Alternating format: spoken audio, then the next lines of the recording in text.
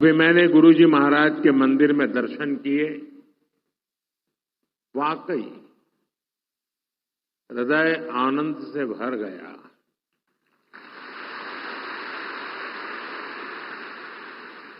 साथियों, जिस भूमि का कण कण संतों की तपस्या से सींचा गया हो,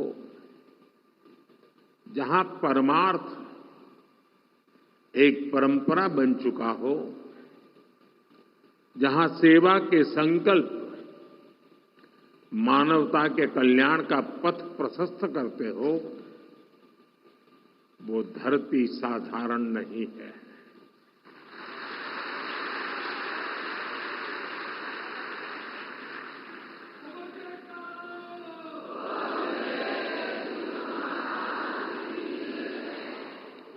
और इसलिए हमारे संतों ने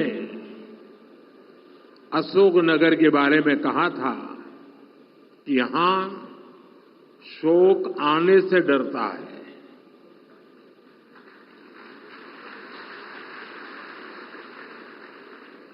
मुझे खुशी है कि आज यहां बैसाखी और श्री गुरु महाराज जी के अवतरण दिवस के उत्सव में मुझे शामिल होने का सौभाग्य मिला है। मैं इस पवित्र अवसर पर प्रथम पातशाही श्री श्री 108 श्री स्वामी अद्वैत आनंद जी महाराज और अन्य सभी पातशाही संतों को प्रणाम करता हूं।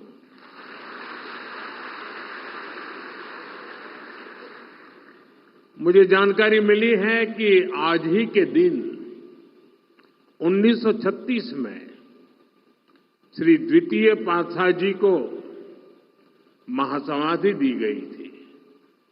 आज के ही दिन 1964 में श्री तृतीय पातशाही जी निज स्वरूप में लीन हुए थे। मैं इन दोनों सद्गुरु महाराज जी के प्रति श्रद्धा सुमन अर्पित करता हूं। मैं मां जागेश्वरी देवी, मां बीजासन, मां जानकी करीला माता धाम को भी प्रणाम करता हूं और आप सभी को बैसाखी और श्री गुरु महाराज जी के अवतरण उत्सव की बधाई देता हूं।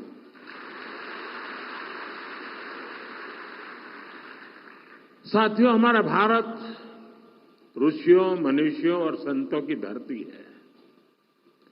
जब जब हमारा भारत, हमारा समाज किसी मुश्किल दौर से गुजरता है, कोई न कोई ऋषि, मनीषी इस धरती पर अवतरित होकर समाज को नई दिशा देता है। हम पूज्य स्वामी अद्वैत आनंद जी महाराज के जीवन में भी इसकी झलक देख सकते हैं। एक समय था जब आदि शंकराचार्य जैसे आचार्यों ने अद्वैत दर्शन के गहरे ज्ञान की व्याख्या की थी। गुलामी के कालखंड में समाज उस ज्ञान को भूलने लगा था, लेकिन उसी कालखंड में ऐसे ऋषि मुनि भी आए जिन्होंने अद्वैत के विचार से राष्ट्र की आत्मा को झकझोरा। इसी परंपरा में पूज्य अद्वैत आनंद जी महाराज ने भारत के जन सामान्य तक इसे पहुंचाने का बीड़ा उठाया। महाराज जी ने अद्वैत के ज्ञान को हम सभी के लिए और सरल बनाया, उसे सामान्य मानवीय के लिए सुलभ कर दिया। साथियों, आज दुनिया में भौतिक उन्नति के बीच मानवता के लिए युद्ध, संघर्ष और मानवीय मूल्यों से जुड़ी कई बड़ी चिंताएं भी हमारे सामने हैं। इन चिंताओं, इन चुनौतियों की जड़ में क्या है?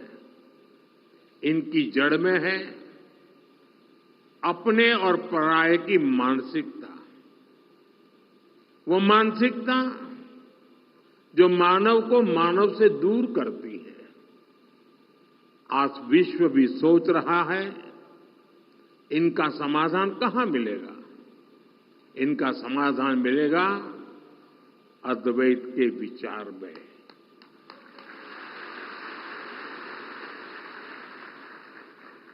अद्वैत यानी जहां कोई द्वैत नहीं है। अद्वैत यानी जीव मात्र में एक ही ईश्वर को देखने का विचार। इससे भी आगे संपूर्ण सृष्टि को ईश्वर का स्वरूप देखने की सोच ही अद्वैत है। इसी अद्वैत सिद्धांत को परमहंस दयाल महाराज सरल शब्दों में कहते थे, जो तू है सो मैं हूं। सोचिए कितनी सुंदर बात है। जो तू है सो मैं हूं। ये विचार मेरे और तुम्हारे का भेद खत्म कर देता है और विचार सब मान ले तो सारे झगड़े ही खत्म हो जाए। साथियों, अभी कुछ देर पहले मेरी छठे पातशाही स्वामी श्री विचारपूर्ण आनंद जी महाराज से चर्चा हो रही थी। पहले पातशाही परमहंस दयाल महाराज जी के विचारों के साथ साथ वो मुझे आनंद धाम के सेवा कार्यों के बारे में भी बता रहे थे। यहां साधना के जो 5 नियम तय किए गए हैं उनमें निष्काम सेवा भी एक है। निष्काम भाव से गरीब वंचितों की सेवा, नर सेवा में नारायण सेवा को देखने की भावना, ये हमारी संस्कृति का आधार है।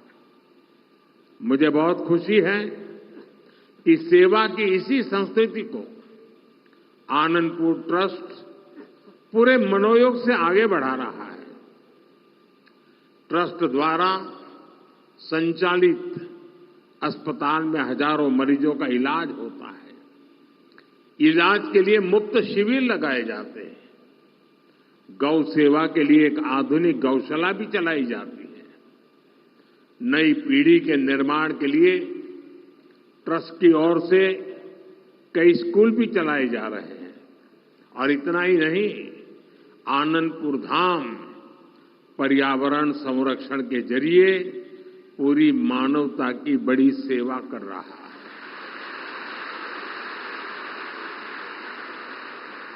मुझे बताया गया है आश्रम के अनुयायियों ने हजारों एकड़ बंजर जमीन को हरा भरा बनाया है।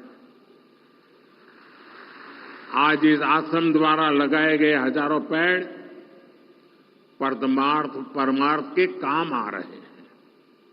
भाइयों बहनों, सेवा की यही भावना आज हमारी सरकार के हर प्रयास के केंद्र में है।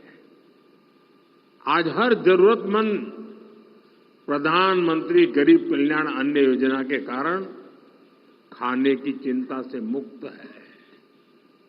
आज हर गरीब और बुजुर्ग आयुष्मान योजना के कारण इलाज की चिंता से मुक्त है। आज हर गरीब पीएम आवास योजना के कारण अपने पक्के घर की चिंता से मुक्त हो रहा है। आज जल जीवन मिशन योजना के कारण गांव-गांव में पानी की समस्या का समाधान हो रहा है।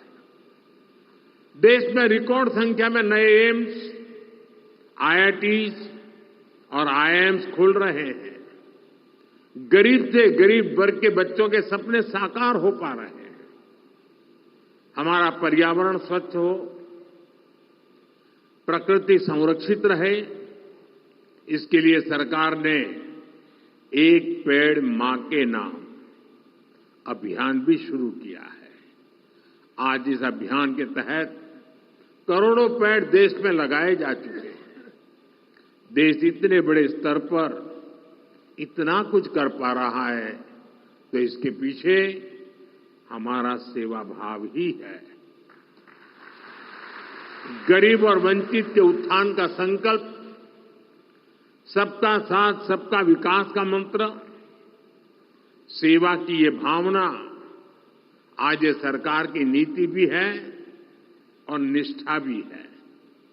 साथियों, जब हम सेवा के संकल्प से जुड़ते हैं तो हम केवल दूसरों का ही भला नहीं कर रहे होते हैं। सेवा की भावना हमारे व्यक्तित्व को भी निखारती है, हमारी सोच को व्यापक बनाती है। सेवा हमें व्यक्तिगत दायरों से निकालकर समाज और राष्ट्र और मानवता के बड़े उद्देश्यों से जोड़ती है। हम सेवा के लिए मिलजुल कर एकजुट होकर काम करना सीखते हैं। हम जीवन के अलग अलग पहलुओं को समझते हैं। आप सब सेवा कार्यों के लिए समर्पित लोग हैं। आपने अपने जीवन में अनुभव किया होगा, कठिनाइयों से लड़ना और फिर कठिनाइयों से जीतना। सेवा करते करते हम सहज ही ये सब सीख जाते हैं। इसलिए मैं कहता हूं, सेवा एक साधना है, एक ऐसी गंगा है जिसमें प्रत्येक व्यक्ति को जरूर डुबकी लगानी चाहिए। साथियों, अशोकनगर और आनंदपुर धाम जैसे क्षेत्र जिन्होंने देश को इतना कुछ दिया है, इनका विकास भी हमारी जिम्मेदारी है। इस क्षेत्र को कला, संस्कृति और प्राकृतिक सौंदर्य का वरदान प्राप्त है। यहां विकास और विरासत की असीम संभावनाएं हैं। इसलिए हम एमपी और अशोकनगर में विकास को तेज गति से बढ़ा रहे हैं। चंदेरी हैंडलूम को नई ऊंचाई तक ले जाने के लिए चंदेरी साड़ी को जीआई टैग दिया गया है। प्राणपुर में क्राफ्ट हैंडलूम टूरिज्म विलेज शुरू हुआ है। इससे क्षेत्र की अर्थव्यवस्था को भी नई गति मिलेगी। मध्य प्रदेश की सरकार अभी से ही उज्जैन सिंहस्थ की तैयारी में भी जुट गई है। भाइयों बहनों, अभी कुछ ही दिन पहले रामनवमी का महापर्व भी था। हम देश में राम वन गमन पथ का विकास कर रहे हैं। इस राम वन गमन पथ का एक अहम हिस्सा मध्य प्रदेश से होकर गुजरेगा और हमारा एमपी पहले से ही अजब और गजब है। इन कार्यों से उसकी पहचान और मजबूत होगी। साथियों, देश ने 2047 तक विकसित भारत बनने का लक्ष्य तय किया है। हमें पूरा विश्वास है कि ये लक्ष्य हम जरूर हासिल करेंगे। लेकिन इस यात्रा में हमें कुछ महत्वपूर्ण बातों को हमेशा ध्यान में रखना है। हम देखते हैं दुनिया के कई देश विकास यात्रा में अपनी संस्कृति से कट गए। उन्होंने अपनी परंपराएं भुला दी। भारत में हमें अपनी पुरातन संस्कृति को संरक्षित करके रखना है। हमें ध्यान रखना है, भारत जैसे देश में हमारी संस्कृति केवल हमारी पहचान से ही नहीं जुड़ी है। हमारी संस्कृति ही हमारे सामर्थ्य को मजबूती देती है। मुझे खुशी है कि आनंदपुर धाम ट्रस्ट इस दिशा में अनेक कार्य करता आ रहा है। मुझे विश्वास है आनंदपुर धाम की सेवा कार्य विकसित भारत के संकल्प को नई ऊर्जा से आगे बढ़ाएंगे। एक बार फिर आप सभी को बैसाखी और श्री गुरु महाराज जी के अवतरण उत्सव की बहुत बहुत बधाई देता हूं। बहुत बहुत बधाई। जय श्री सच्चिदानंद।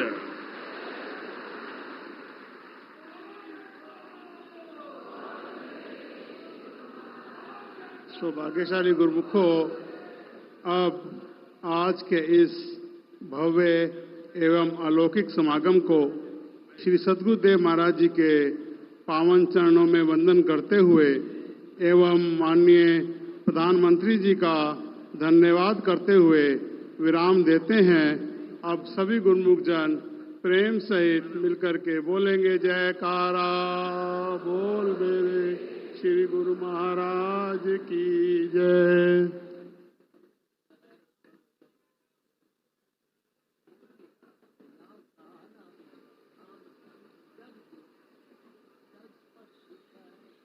बोल मेरे श्री गुरु महाराज की जय।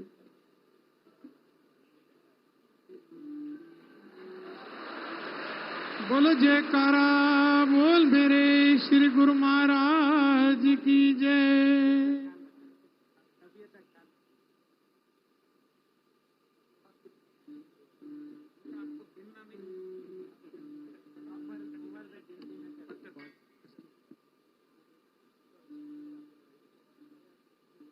बोलो जयकारा बोल मेरे श्री गुरु महाराज की। हर श्वास में हो सिमरन तेरा।